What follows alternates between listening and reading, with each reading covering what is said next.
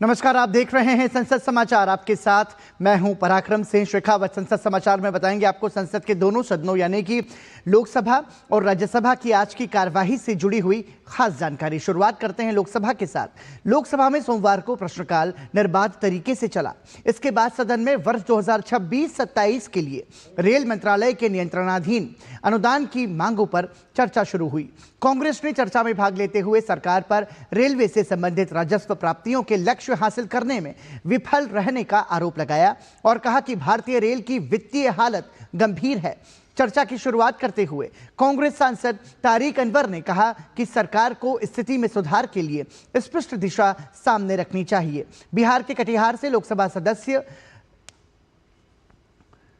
तारिक अनवर ने भी इस मुद्दे पर अपनी बात रखी। इसके साथ ही आपको बता दें कि वर्ष 2026-27 के लिए परिचालन अनुपात का आंकड़ा पेश नहीं किया गया है, जो इस बात का संकेत है कि सरकार को अपने लक्ष्य पूरे होते नहीं दिख रहे हैं।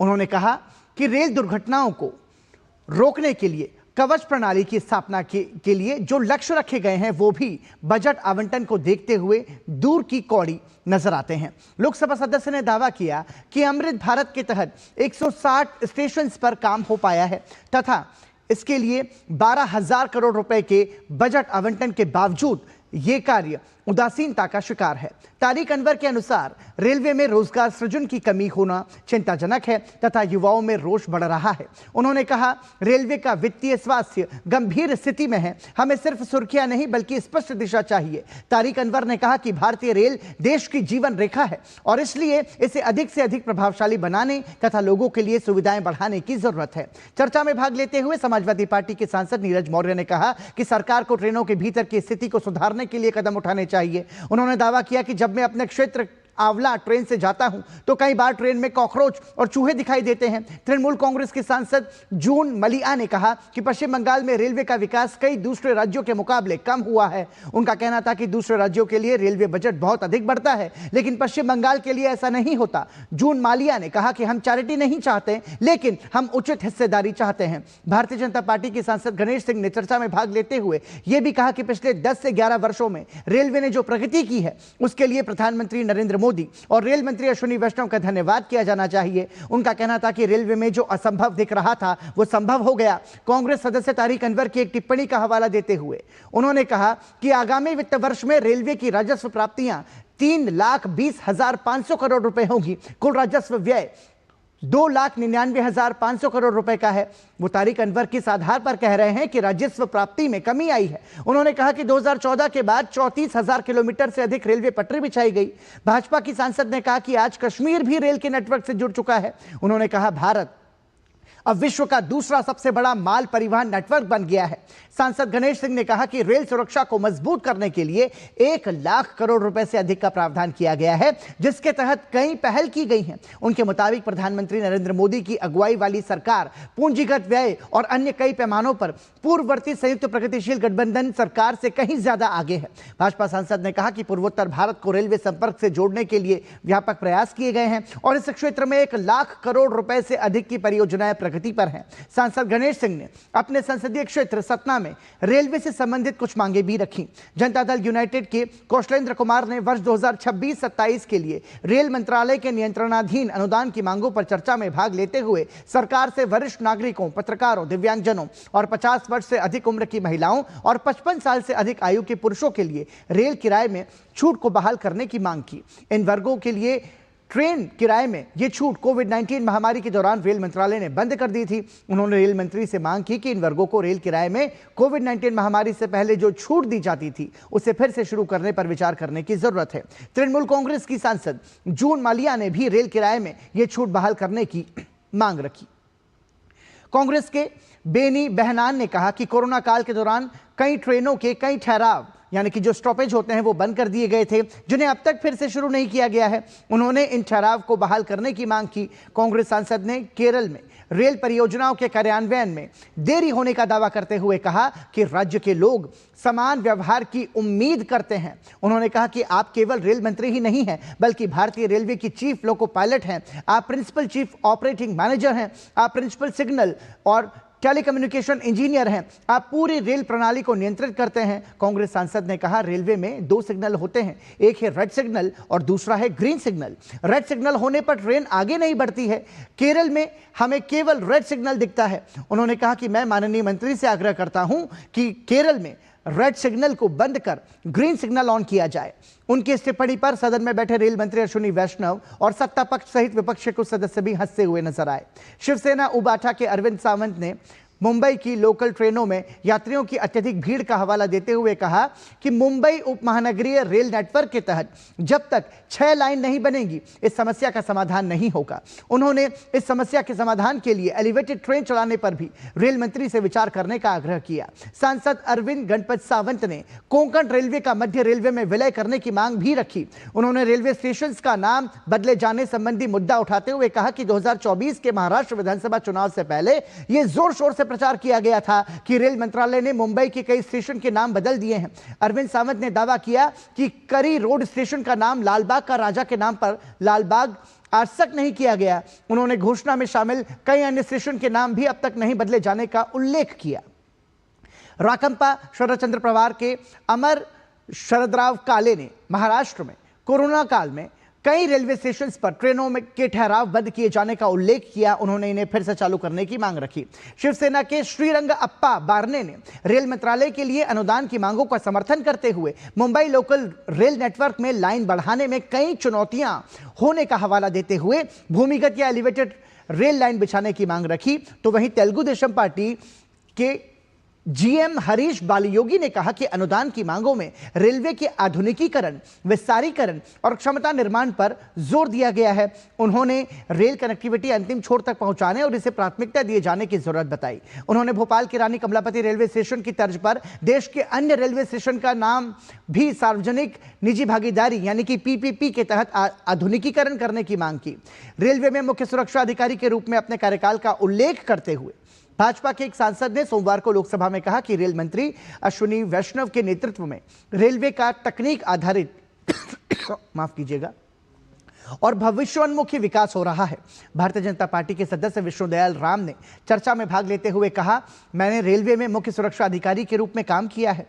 उस दौरान मैंने 3 रेल मंत्रियों के नेतृत्व में काम किया। प्रत्येक मंत्री ने रेलवे के विकास में योगदान दिया है। उन्होंने कहा, लेकिन मैं अपने अनुभव के आधार पर यह बात पूरे विश्वास से कहना चाहूंगा कि वर्तमान रेल मंत्री अश्विनी वैष्णव की दृष्टिकोण तकनीक आधारित और भविष्योन्मुखी है। भाजपा सांसद ने कहा कि आज भारतीय रेल में परिचालन जटिलताओं के समाधान के लिए कृत्रिम बुद्धिमत्ता, डिजिटल डेटाबेस और कवच जैसी प्रौद्योगिकियों का अधिक से अधिक उपयोग हो रहा है।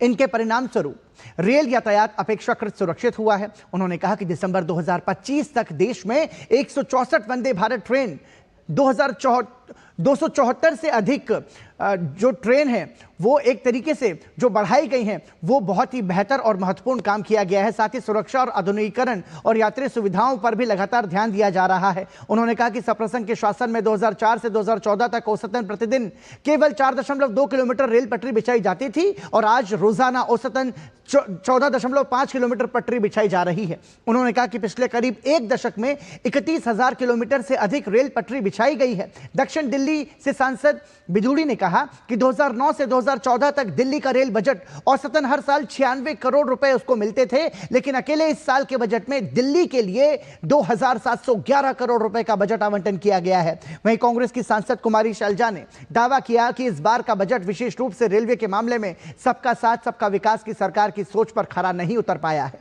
उन्होंने कहा कि आज के वैश्विक ऊर्जा सुरक्षा हालात को देखते हुए यह बात तय हो गई है कि सरकार को सार्वजनिक परिवहन में और निवेश करना होगा। हरियाणा के सिरसा निर्वाचन क्षेत्र से लोकसभा सदस्य शैलजा ने कहा कि उनका राज्य देश की जीडीपी में 3 से 4% का योगदान देता है और खाद्यान्न उत्पादन में उसकी बड़ी हिस्सेदारी है, लेकिन रेल अवसंरचना के मामले में हरियाणा को पर्याप्त संसाधन नहीं मिले हैं। समाजवादी पार्टी के देवेश शाक्य ने अपने संसदीय क्षेत्र एटा कासगंज उत्तर प्रदेश में दोहरी रेलवे लाइन नहीं होने का जिक्र करते हुए कहा कि दिल्ली से केवल 200 किलोमीटर की दूरी होने के बावजूद भी उनका निर्वाचन क्षेत्र अब तक राष्ट्रीय राजधानी से नहीं जुड़ पाया है। उन्होंने सरकार से मांग की कि वंदे भारत ट्रेनों पर जोर देने के बजाय सरकार को पैसेंजर ट्रेन की संख्या बढ़ाने पर ध्यान देना चाहिए। कांग्रेस सांसद शशिकांत सेंथिल ने आरोप लगाया कि केंद्र सरकार ने रेलवे को दो हिस्सों में बांट दिया है, जिसमें एक अधिक किराए वाली ट्रेन चलाने तथा प्रचार के लिए है और दूसरा आम लोगों के लिए है जिन्हें दिक्कतों का सामना करना पड़ता है।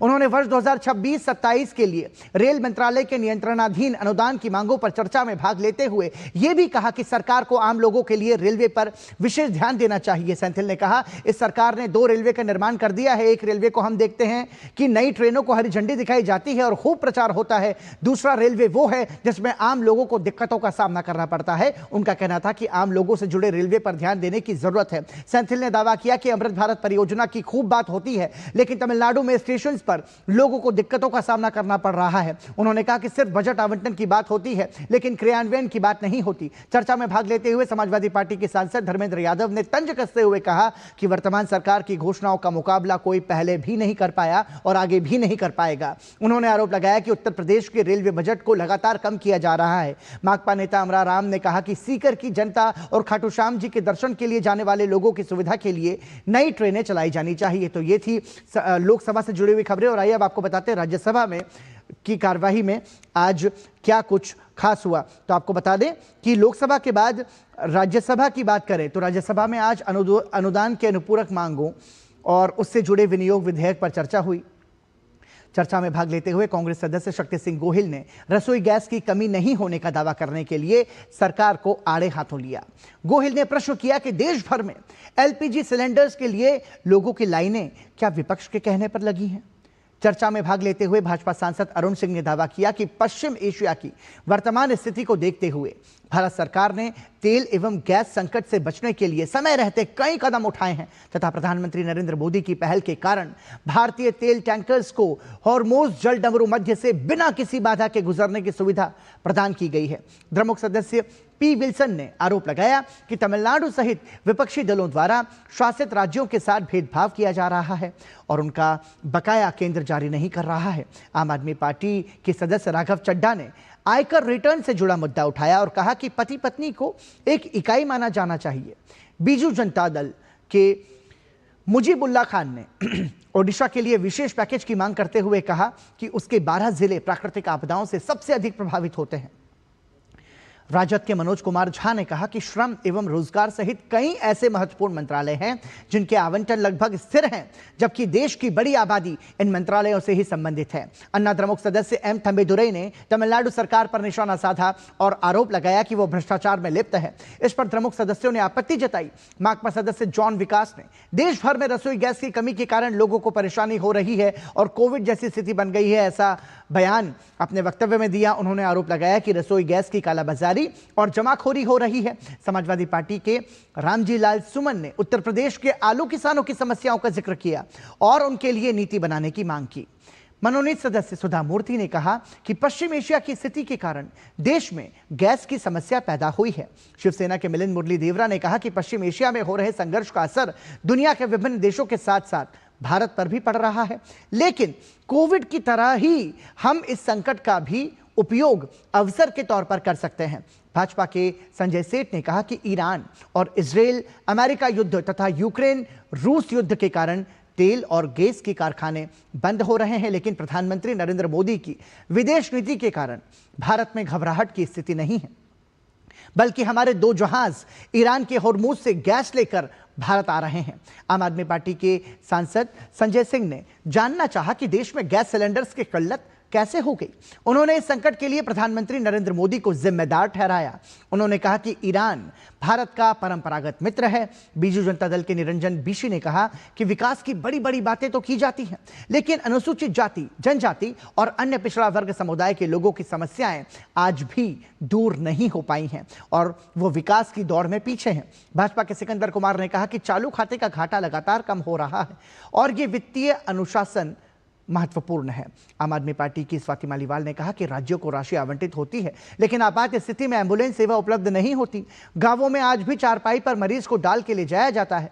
बीजू जनता दल की सुलता देव ने कहा कि सरकार ने 10 साल से लोगों को लाइन में खड़ा कर रखा है। नोटबंदी में पैसों के लिए लाइन में खड़े हुए और आज गैस सिलेंडर के लिए हम लाइन में खड़े हैं। उन्होंने कहा कि क्या वर्तमान में जारी पश्चिम एशिया संकट को देखते हुए अनुपूरक मांगों में विचार किया गया है।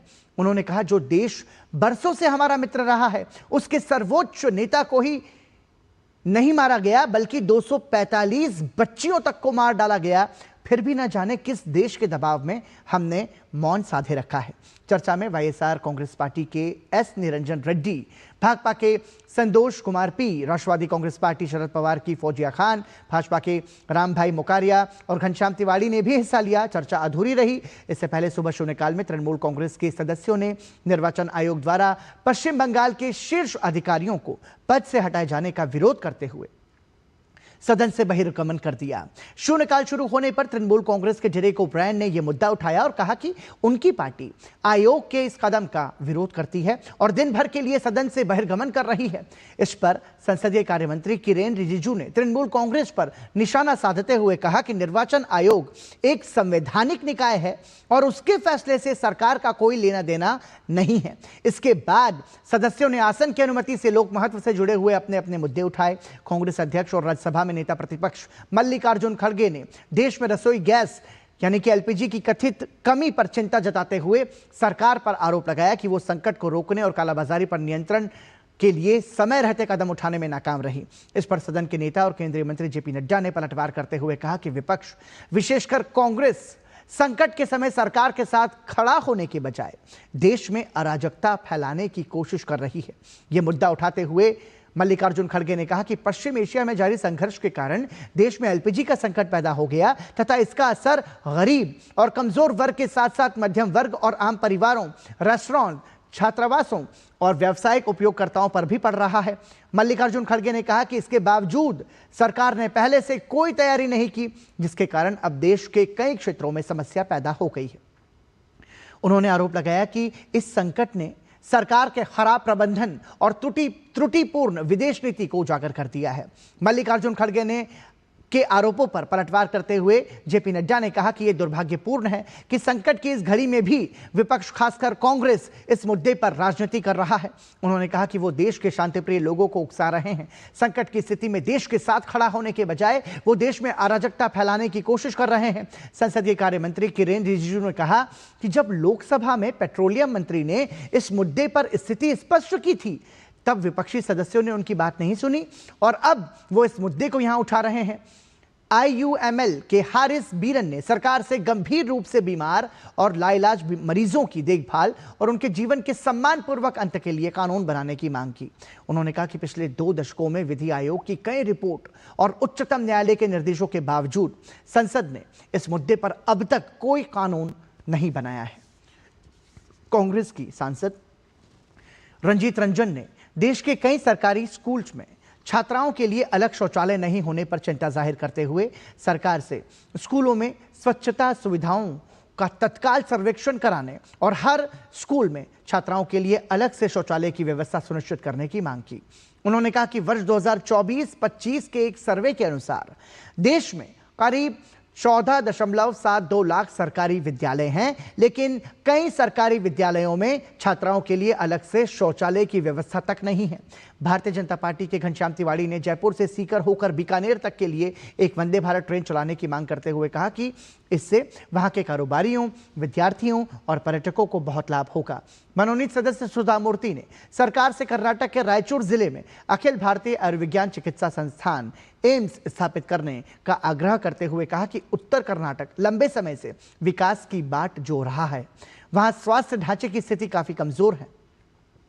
भाजपा सदस्य के लक्ष्मण ने तेलंगाना की 27 और आंध्र प्रदेश की 5 जातियों को केंद्रीय अन्य पिछड़ा वर्ग की सूची में शामिल करने की मांग की, ताकि इन समुदायों को केंद्र सरकार की नौकरियों, नियुक्तियों और शैक्षणिक संस्थानों में आरक्षण का लाभ मिल सके। इसी पार्टी की साधना सिंह ने कहा कि चंदौली जिले में बड़ी संख्या में जनजातीय परिवार रहते हैं, लेकिन वहां एक भी एकलव्य आवासीय आदिवासी विद्यालय नहीं है।